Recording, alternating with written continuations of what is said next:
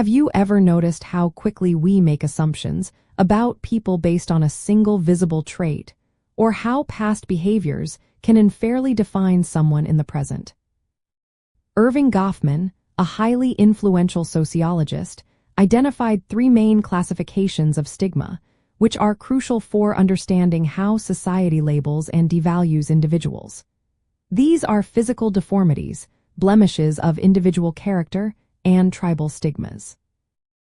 Goffman's work in his seminal book, Stigma, Notes on the Management of Spoiled Identity, helps us understand the fundamental why behind these classifications.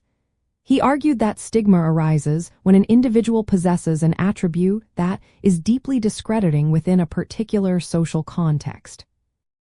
This attribute, whether visible or not, causes the individual to be seen as flawed or less than fully human, moving them from a whole and usual person to a tainted and discounted one. Recognizing these classifications in everyday life involves observing how people are perceived and treated. A physical deformity refers to bodily signs, such as a missing limb or a visible scar, that evoke a negative social response.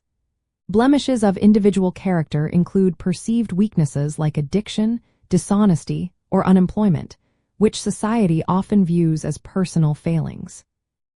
Tribal stigmas are those associated with membership in a devalued group, such as a particular nationality, religion, or race, where the entire group carries a social discredit.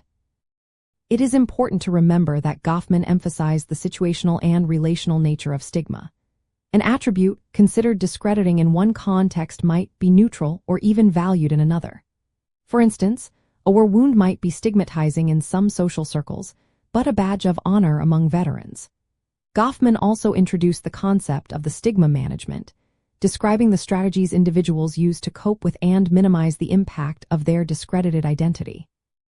By understanding Goffman's three classifications, we gain insight into the complex dynamics of social interaction and the often unconscious ways we categorize and judge others.